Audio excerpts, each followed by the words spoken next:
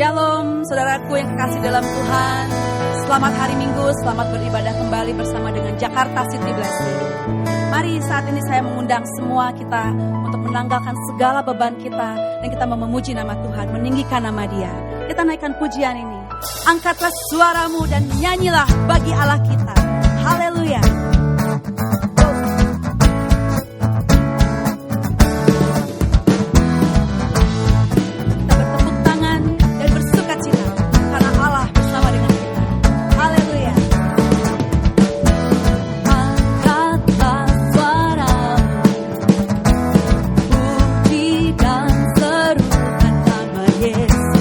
Tanggalkan bebanmu, tak perlu kau ganti.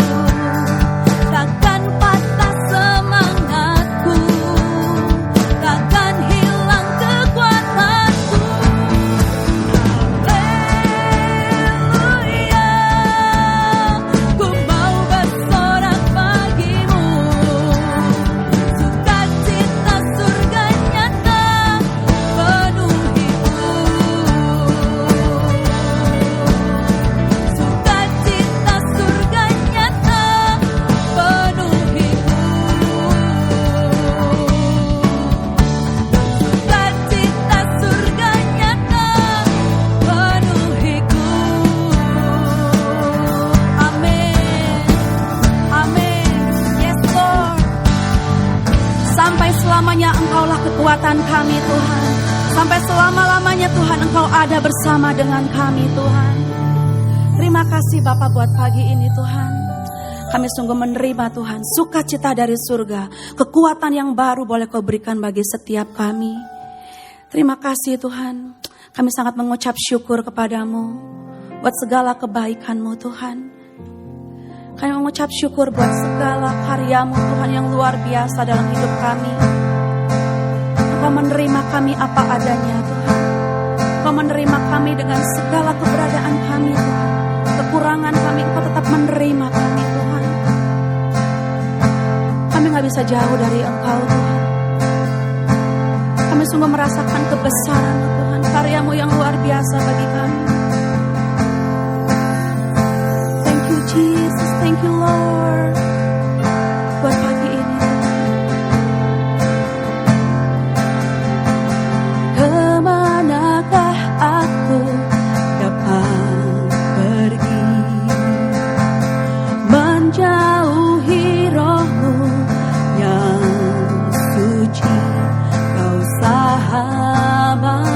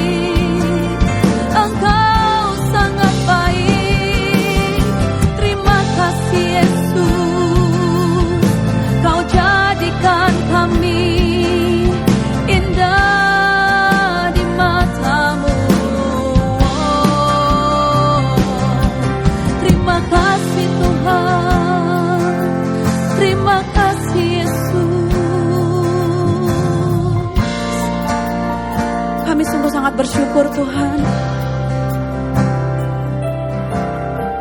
karena Kau sungguh menerima kami apa adanya Tuhan.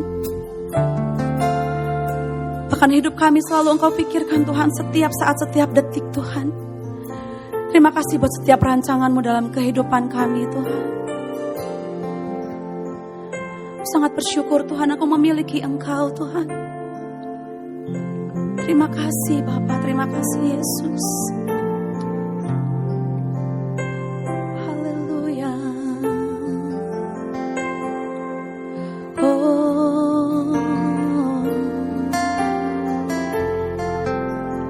Sungguh besar pengorbananmu bagiku, terlalu dalam untuk dimengerti. Sungguh besar,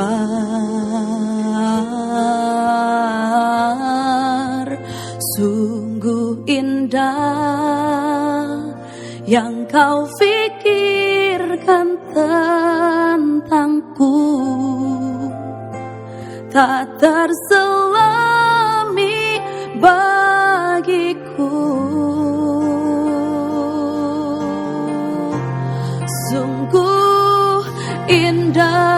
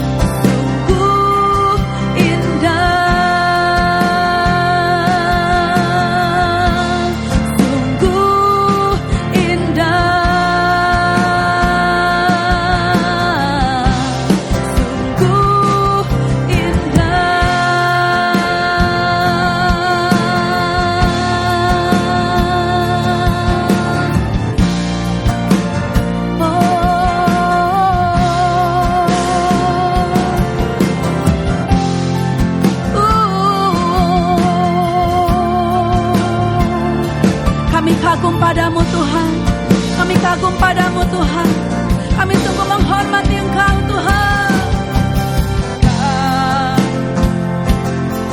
Ku kagumi,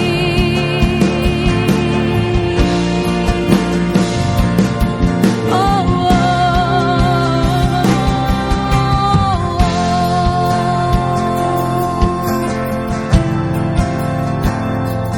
ku kagum akan Engkau, ku kagum hormat akan Engkau. Kau Allah yang layak dipuji, ku kagum akan Engkau.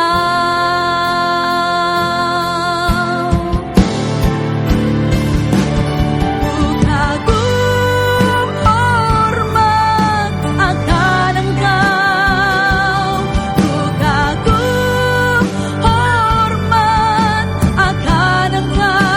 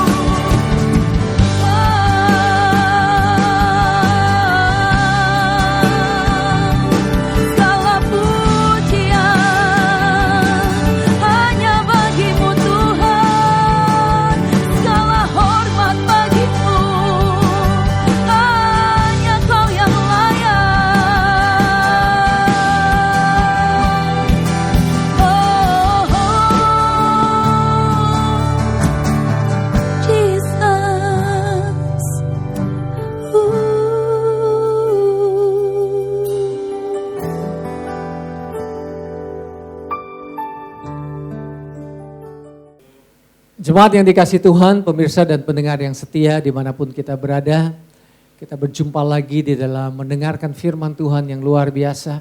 Firman Tuhan itu adalah bukan hanya yang tertulis, dia adalah seorang pribadi, dia adalah Tuhan sendiri. Setiap kali kita mendengar kabar baik tentang dia, setiap kali kita melihat dia, pasti ada kuasa transformasi yang terjadi di dalam kehidupan kita. Problem-problem kita yang tadinya tidak bisa kita selesaikan, dengan kuasa Tuhan bisa terselesaikan. Hati kita yang terbeban berat, dengan mendengarkan kabar baik, kita menjadi sehat, kita menjadi kuat kembali, dan Tuhan bisa memberikan kreativitas demi kreativitas yang baru.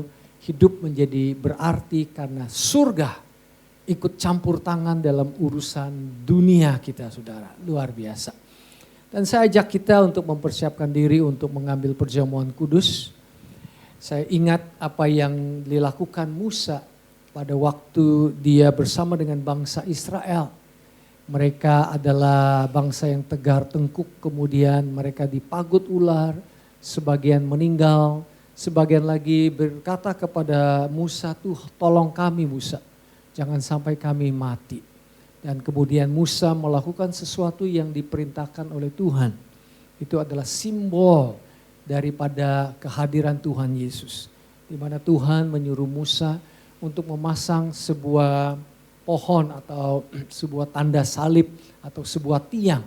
Dan kemudian si ular yang berbisa yang mematuk bangsa Israel ditaruh di situ. Itu simbol daripada waktu Tuhan Yesus disalib, dia menyalibkan bersama-sama dengan dia kuasa si jahat yang ingin mencuri, membunuh, datang mencuri, membunuh dan membinasakan saudara dan saya. Ambil roti yang ada di tangan saudara dan dengan kacamata iman melihat bahwa ini bukan roti biasa, tapi dengan kacamata iman kita melihat ini adalah persembahan daripada tubuh Tuhan Yesus Kristus buat saudara dan saya. Dan tubuhnya dipukul, dirajam, dia diludahi. Bilurnya, luka yang ada di tubuhnya, itu adalah obat buat sakit penyakit kita. Amin. Mari kita makan tubuh Tuhan Yesus.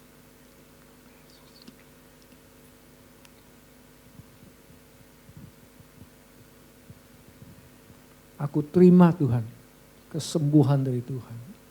Amin. Aku terima pengorbananmu di atas kayu salib. Amin. Mari kita ambil cawan yang ada di tangan kita.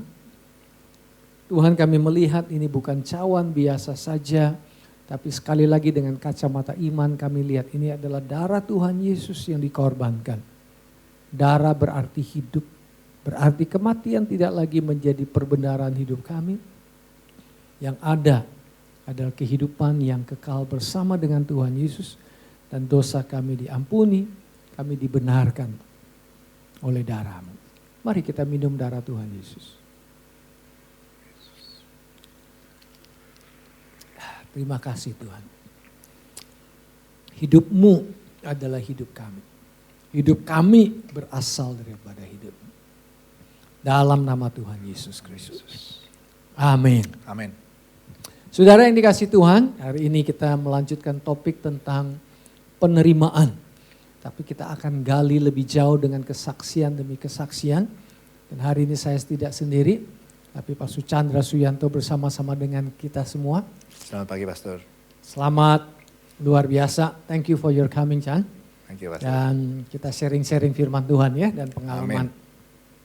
Chan, minggu lalu Pastor Hari cerita tentang mana Yesus itu datang dan memperkenalkan Tuhannya sebagai Bapa. Yeah. Itu pernyataan yang simple, Chan, tapi very deep menurut saya. Dan ngomong-ngomong saudara, bahwa Tuhan Yesus memperkenalkan Tuhannya itu as a father, sebagai Bapa, lebih banyak daripada nama-nama yang lain. Yang berhubungan dengan kekuasaan dia, penyediaan dia, kemahakaryaan dia, kehebatan dia, itu semuanya bagus. Tapi Tuhan Yesus menyebut Tuhannya itu sebagai Father. Bapa. Dan di dalam doanya, dia mengajar kita berdoa, dia berkata, dia tidak memperkenalkan sebuah metode, Chan. Dia memperkenalkan seorang pribadi, yaitu Bapa sendiri. Makanya dalam doa dia berkata, Our Father who are in heaven. Bapa kami di surga. Bapa kami yang ada di dalam surga. Padahal murid-muridnya ingin belajar metode doa seperti murid-muridnya Yohanes Pembaptis. Tapi Tuhan Yesus ngajarin pribadi, memperkenalkan seorang pribadi yaitu Bapanya sendiri. Apa sih artinya Bapa? Bapa itu mengandung hubungan. Jadi waktu Tuhan Yesus ngomong Bapa, Chan, dia itu menunjukkan bahwa kita sama Bapa di surga itu punya hubungan. Ya. Pada waktu Tuhan Yesus menyebut Tuhannya sebagai Bapa, dia menunjukkan ada sebuah ikatan yang dekat. Seperti keluarga, Pastor. Seperti keluarga, benar. Ada satu kesatuan, ada penerimaan. Amin, Pastor. Jadi cocok dengan tema kita hari ini, Ya. penerimaan. Penerimaan. Nah Chan, Ya, ngomong-ngomong penerimaan ini, itulah Tuhan menerima kita. Ya, kamu punya pengalaman nggak merasa tertolak di dalam hidup? Bisa cerita nggak? Ya, Pastor. Jadi saya ada cerita, Pastor, tentang penerimaan ini. Pada waktu saya masih kelas 3 SMP, itu Umur berapa ya? kira-kira 15-16 tahun gitu, mau SMA gitu, Pastor. Nah itu mama saya dipanggil Tuhan gitu. Nah masih padahal usia muda pada waktu itu masih remaja gitu, Pastor ya. Masih lagi berkembangnya, bertumbuh ya, masa Betul. pertumbuhan yang membutuhkan kasih ya. Iya, Pastor. Dan lagi mencari jati diri juga, Ya. seperti itu, Pastor. Nah selama ini jadinya kan kita hubungannya dekat dengan mama gitu kan. Nah pada saat mama dipanggil Tuhan itu kita sangat, ya bahasa sekarang itu galau gitu, Pastor. Ya gitu kan, bingung dan lain-lain. Nah kemudian di cerita yang lain gitu kan. Jadi ayah saya itu bekerja di luar kota, Pastor. Jadi hari Senin sampai hari Sabtu itu bekerja di luar kota dan baru kembali itu Sabtu malam kemudian Minggu. Kalau weekend zaman dulu kan hari Sekarang Sabtu, udah Pastor. mulai Jumat malam Sekarang ya. udah mulai Jumat, Pastor. Nah, sehingga hubungan saya dengan Bapak enggak terlalu dekat, gitu kan, lebih dekat dengan Mama. Nah, kemudian pada saat Mama enggak ada seperti itu seakan-akan enggak terima gitu, Pastor. Kenapa kok dipanggil pada saat saya membutuhkannya gitu, Pastor. Nah, tidak terima ini jadinya membuat perasaan yang memberontak gitu, Pastor. Memberontak. Nah, tetapi terluka. Nggak bisa terima kenyataan. Nggak bisa terima kenyataan itu, Pastor. Nah, ditambah lagi pada waktu itu kan berarti saya mau masuk ke SMA. Pada waktu itu saya punya pilihan untuk melanjutkan SMA saya di kota saya gitu, Pastor. Tetapi pada waktu itu juga ada ajakan dari teman dekat gitu, Pastor.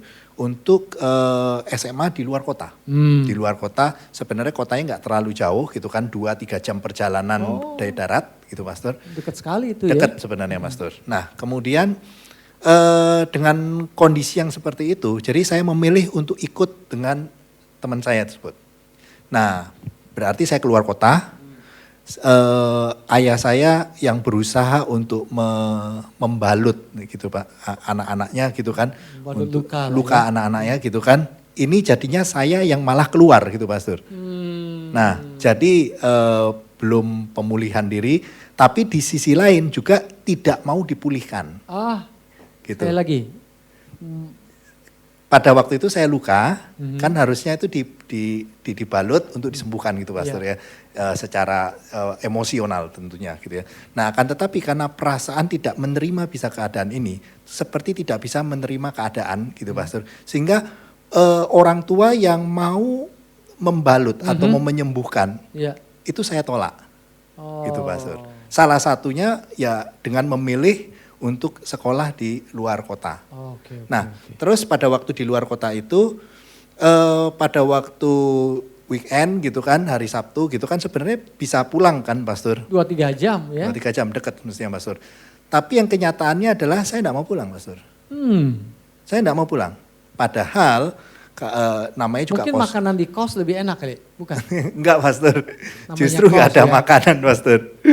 Budget terbatas gitu kan, kos-kosan gitu kan. Justru bisa dibilang malah minim atau enggak ada makanan sebenarnya. Di rumah lebih banyak makanan. Di rumah lebih banyak gitu kan. Jadi kalau cerita anak sulung itu, anak sulung mau pulang karena di rumah Ya, banyak anak bungsu. makanan.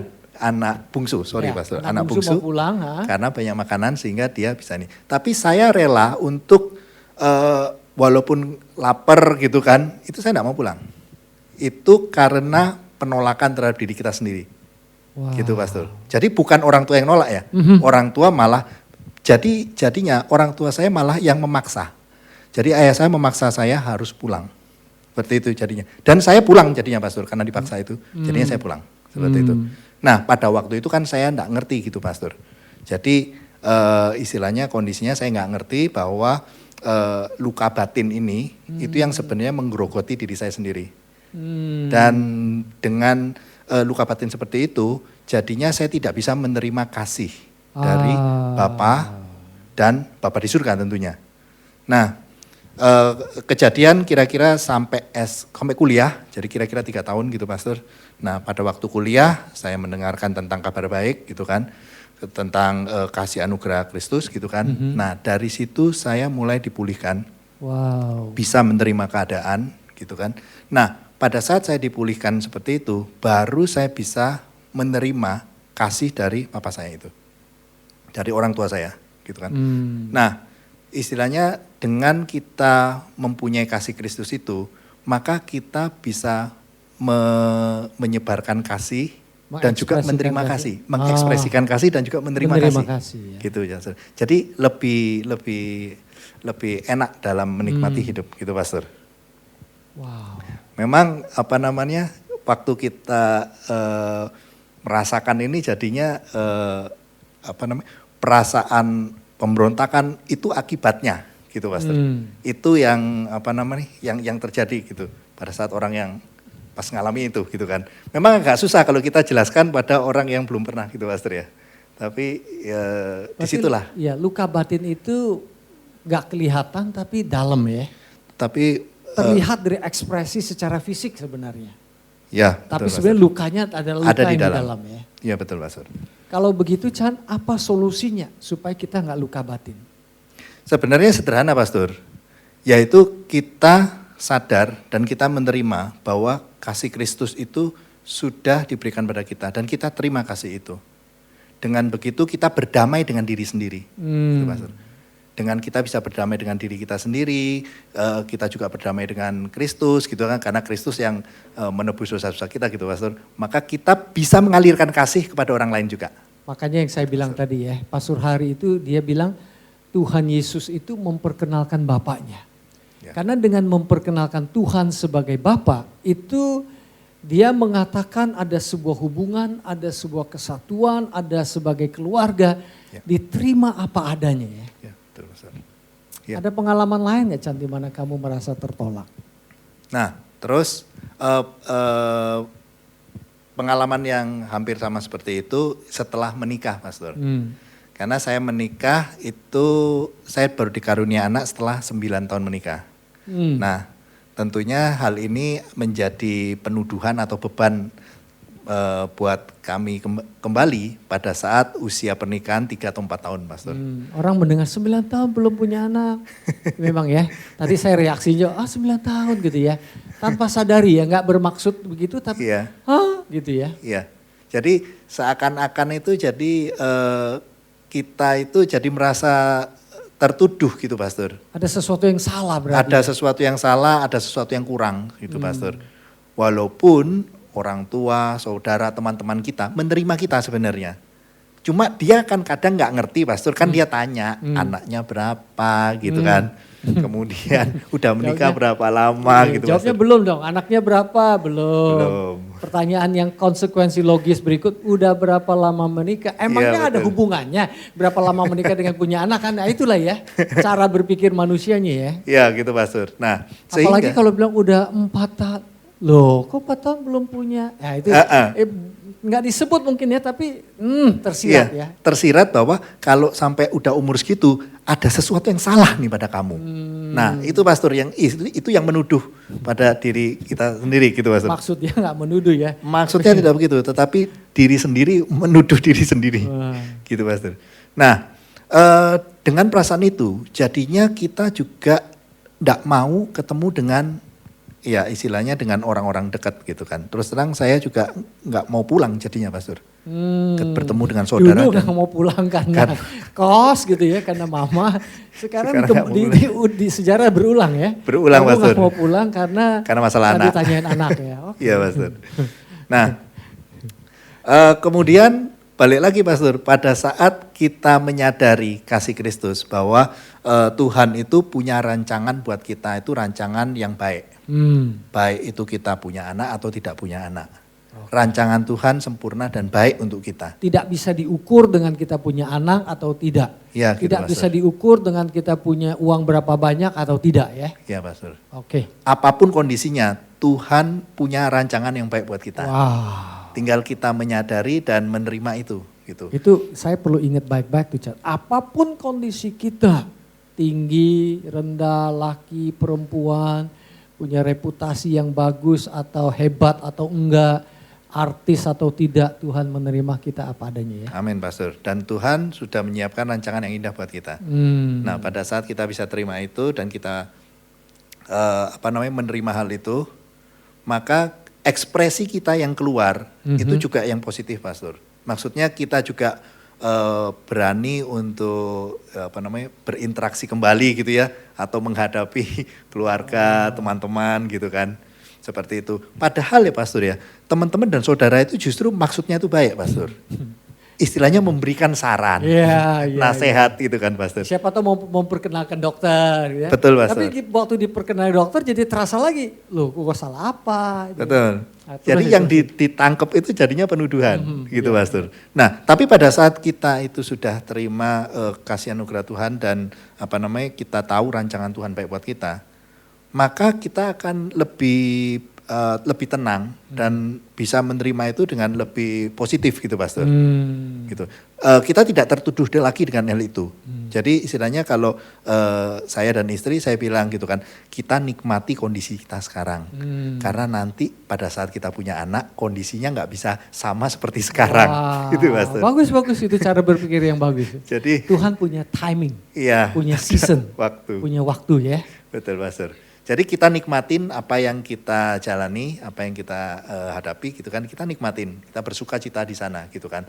Dan pada saat tahun ke-9 dikarunia anak, jadinya kan kita sukacita kita jadinya penuh kan gitu Pastor. Karena kita menjalaninya dengan sukacita dan sukacita kita menjadi penuh. Begitu Pastor. Ya, itu dampak daripada penerimaan terhadap diri sendiri dan pemahaman bahwa Tuhan telah menerima kita padanya. Bapa yang baik. Itu. Kalau misalnya saya tanya satu kalimat sama kamu, Chan. Kira-kira advice kamu kepada orang itu apa?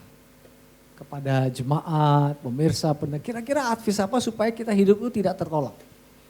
Sebenarnya kita mesti pertama kali harus mengetahui dan menerima bahwa Tuhan itu mengasihi kita Pastor. Tuhan itu Bapa kita yang baik. Bapa yang mempunyai rancangan yang baik buat kita. Dengan begitu maka kita bisa menikmati hidup dengan penuh sukacita. Karena kasih Kristus kita terima. Dan dari situ kita bisa mengalirkan kasih itu kepada orang lain dan tentunya kepada diri kita sendiri. Gitu, dan itu sudah dilakukan Tuhan Yesus di atas kayu salib ya? Betul Pastor. Apa yang dia lakukan apa yang kurang dilakukan di kayu salib menurut kamu, Chan? Sebenarnya nggak ada yang kurang Pastor, itu semuanya kurang, udah komplit Pastor. Iya. Ya, yang perlu adalah kita mengerti ya, dan semakin menerima. mengerti ya, menyadari ya, dan menerima betul kata kamu ya. Iya Pastor. Nggak ada yang kurang apa yang Tuhan Yesus lakukan. Betul Pastor. Apalagi Chan? Ya, kasih anugerah Tuhan itu yang membuat kita jadinya lebih bersukacita, menikmati apa yang dihadapin gitu Pastor, dan kita lebih enteng gitu Pastor dalam menghadapi hidup itu. Iya. Chan, ya, Pastor. Saya juga punya cerita Chan. Ini cerita tentang seorang yatim piatu. Oh, iya Pastor. Umurnya 3 tahun, berapa bulan ya? 3 tahun. 3 tahun, masih dia kecil. Dia sudah Pastor. kehilangan orang tuanya. Wow. dimasukin ke rumah yatim piatu. Mestinya rumah yatim piatu orang seperti ini adalah orang yang patut dikasihani ya. Tapi Lebih yang parah Pastor, karena kan, tidak mengenal orang tuanya nggak bisa mengenal dibilang. orang tua, Betul, tidak Pastor. punya memori yang indah kan, baru usianya sangat dini Iya. gitu ya. Tapi justru diperlakukan tidak adil di dalam orphanage, di dalam rumah yatim piatu. Yatim piatu itu. Tapi dia punya satu kelebihan, Chan. Dia itu punya daya imajinasi. Untuk mengurangi, untuk menghibur, Kepahitan dan dalam menyembuhkan hati itu, Pastor. kepahitan. Dia mulai berpikir yang positif, mulai berpikir yang indah-indah. Tapi waktu dia ceritakan sama teman-temannya, malah dia distrap. Ya, Malah dia dikucilkan. dibilang halusinasi gitu Pastor. Halusinasi, betul. Akhirnya ada satu kejadian, mereka itu ngambil tikus kecil yang Oh, sudah ya ampun. mati, mau dimasukin ke mulutnya. Wah, itu buat Sejak saat itu dia trauma. trauma sekali itu Pastor. Jadi akhirnya menjadi orang yang pendiam. Betul, Iya, trauma trauma itu, sekali. luka itu yang tadinya pinter ngomong jadi diam. Iya. Jadi saya mengerti Chan apa yang kamu katakan tuh, luka yang di dalam itu membuat kita itu berubah. Membuat kita rebel, berontak, tidak bisa terima. Walaupun belum tentu kesalahan orang lain ya. Iya. Nah dalam hal ini kesalahan orang lain. Kemudian dia waktu kerja di rumah-rumah orang lain, aduh masih usia masih sangat muda, dia harus bekerja supaya dapat duit. Iya. Dan diperlakukan dengan kurang bagus di dalam pindah dari rumah Iya. ke rumah. Tapi puji Tuhan Chan, satu hari dia dengar kabar baik, ada satu keluarga yang mau terima dia. Wow, itu ada Nah, harapan disitulah ya Pastor ya. harapan. Mukanya mulai ceria, seperti kamu Iya, bilang. betul. Waktu dia dengar ada kabar baik, mukanya mulai ceria. Oh ada orang yang mau menerima saya Iya. sebagai anggota keluarga. Untuk pertama kalinya nama bahasa keluarga itu, syup. Untuk pertama kalinya dia pikir saya akan punya bapak. Pendek cerita Chan, dia ditaruh di stasiun kereta api supaya ada orang jemput, kemudian yang antar dia pulang, yang jemput agak terlambat, Ya. nah, tapi kemudian datang juga jemput dia. Tapi orang yang jemput dia itu nggak langsung mau tanya dia, padahal dia cuma satu-satunya orang tinggal di situ. Ya. Nggak ada orang lain lagi, udah pasti dia. Iya. Rupanya ada miskomunikasi. Si bapak itu mau mencari seorang anak laki-laki, Oh. dia perempuan. Tertolak lagi nih Pastor. Tertolak lagi. Tapi puji Tuhan lah, setelah itu dia pinter ngomong, dia mengembangkan imajinasinya, si bapak itu bawa dia pulang ke rumah. Ya. Tapi sampai di rumah, si ibu nggak bisa terima, Chan. Tertolak lagi Pastor. Tertolak lagi. Malam hari itu dia nggak bisa tidur. Dia menangis, harapan yang sudah ada syup, pupus di tengah jalan. Ya. Besok pagi dia dibalikin ke broker. Ya. Tapi puji Tuhan juga, Tuhan baik. Ada kesempatan yang berikutnya. Waktu dia mau dipulangin, dia lihat mau dipekerjakan sama brokernya ke tempat lain tuh orangnya kasar, anak-anaknya kasar. Jadi si ibu ini yang mau tidak jadi mengembalikan ambil dia itu. akhirnya ibah. Akhirnya dibawa pulang dengan kondisi 1 minggu probation. Dicek dulu 1 minggu, dilihat cocok apa enggak. Nah rupanya dalam 1 minggu itu 3-4 hari terjadi bonding, terjadi hubungan yang dekat. Sang bapaknya senang, ibunya senang, anak pun senang. Sampai satu kejadian Chan. Iya Pastor. Di mana waktu dia lagi main, sang ibu punya perhiasan, sudah dikasih lihat sama anaknya boleh dikasih pakai, berarti udah deket ya hubungannya ya. Iya, udah. Boleh ke rumah tetangga, tapi kemudian hilang.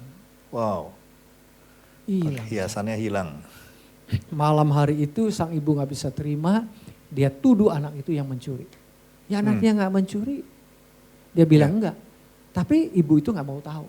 Nggak mungkin lah siapa lagi yang mencuri kalau bukan anak itu. Kan nggak ada orang lagi Pastor, Nggak ada cuma orang bertiga. Ya. Akhirnya anak itu disuruh pulang. Tertolak Besoknya lagi Pastor. Padahal bapaknya udah seneng. Bapaknya nangis tuh ngelihat anak itu dikembalikan ke rumah yatim piatu. Tapi kemudian ceritanya berlanjut Chan. Iya Pastor. Ibunya sadar. Waktu dilihat lagi di kamarnya, barangnya ada di situ. Oh. Nggak hilang. Dia salah lihat berarti Pastor Salah ya. lihat. Si bapak cepat-cepat ambil langkah 1000. Waktu itu masih naik kuda ya, cari sang anak.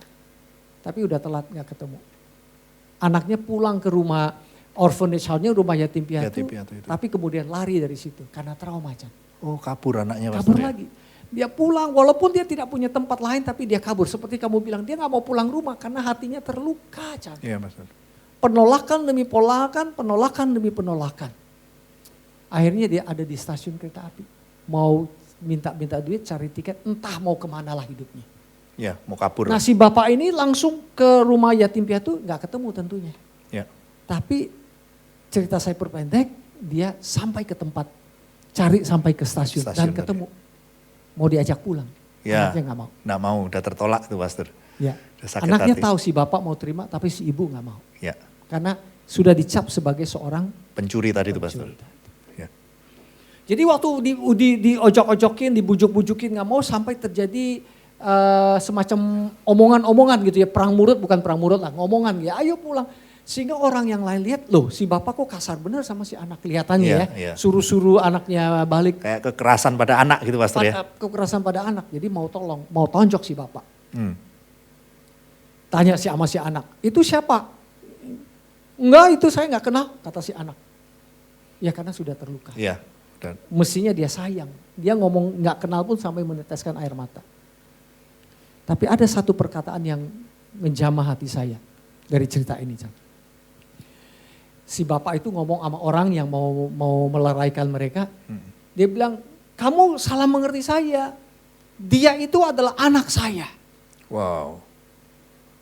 Nah si anak itu waktu dengar bapaknya, bapak angkatnya ngomong, itu anak saya. Hatinya lumer, luluh, menangis. Dia lari, dia peluk bapaknya, dia udah gak tahan. Itu ceritanya. Ya. Sampai di rumah akhirnya ibunya juga minta maaf. Ya.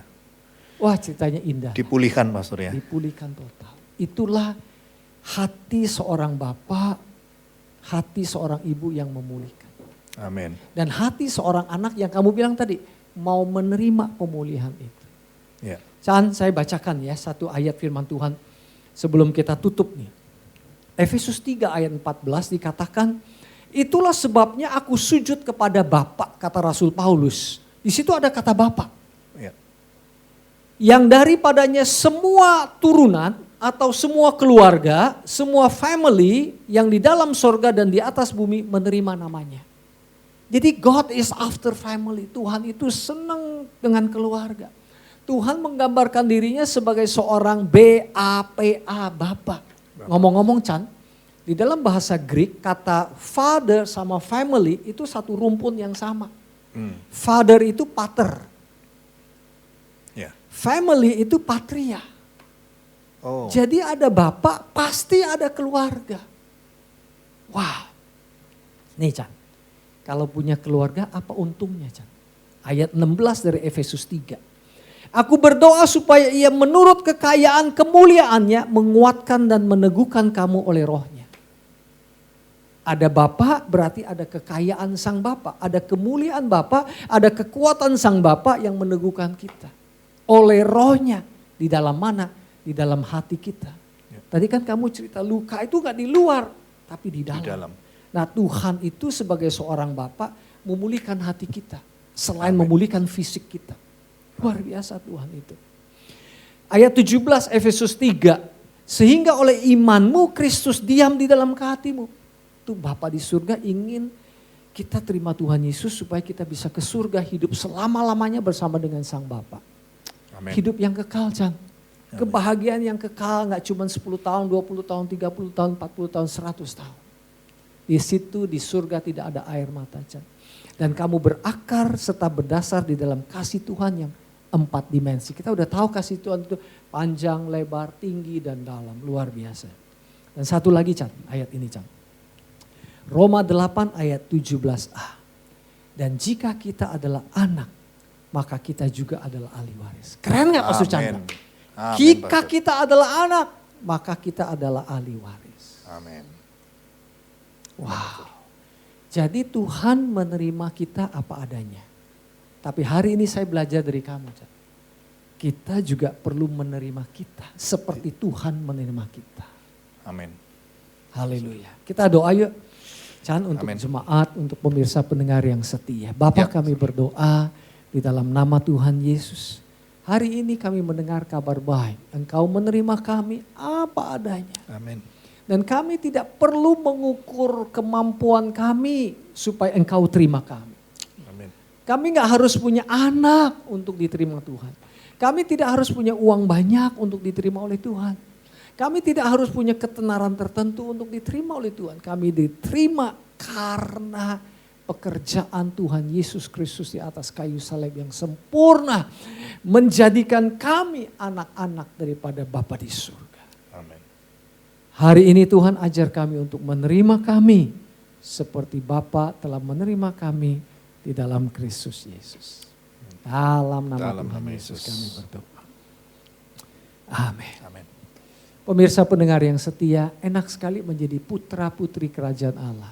Kita mewarisi kerajaan Tuhan, kita memperoleh hidup yang kekal. Dosa kita diampuni, kuasa iblis gak punya kuasa atas hidup kita. Iblis maunya kita ke neraka, Tuhan ingin kita ke surga. Kalau saudara mau percaya, ikutin doa kami. Tuhan Yesus. Tuhan Yesus. Hari ini aku membuka hatiku. Aku percaya Engkau sebagai Tuhanku dan Juru Selamatku. Yang mengampuni semua dosa-dosaku. Dan hari ini aku adalah anak-Mu. Dalam nama Tuhan Yesus. Dalam nama Yesus. Amin. Kalau saudara sudah berdoa demikian, saudara adalah anak Allah. Luar biasa. Pastor Chandra dan saya, waktu kita sudah habis ya Chan ya. Kita undur dari studio. Jemaat yang dikasih Tuhan, pemirsa pendengar yang setia, God bless you, Jesus love you. Roh Kudus tinggal di dalam hidupmu dan memimpin hidupmu senantiasa. Amin.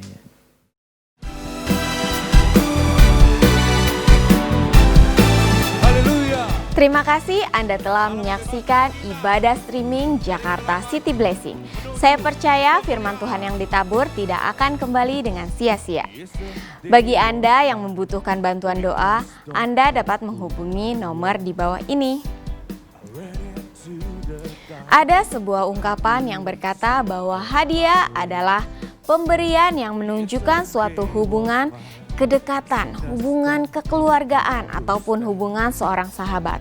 Dan Bapa di surga telah memberikan kita hadiah, yaitu Yesus Kristus, karena Ia menunjukkan bahwa Ia adalah Bapa yang dekat dengan kita, sehingga Ia menginginkan seluruh dosa kita diampuni dan kehidupan yang kekal menjadi milik kita. Karena hadiah yang kita terima itulah sehingga kita bisa memberikan persembahan dan perpuluhan sebagai ungkapan rasa syukur kita atas hadiahnya yang tidak ternilai. Akun gereja ada di layar kaca Anda. Selamat memberi, Tuhan Yesus memberkati. And now I'm found, I was blind, now I can see. Your blood has burned and set me free.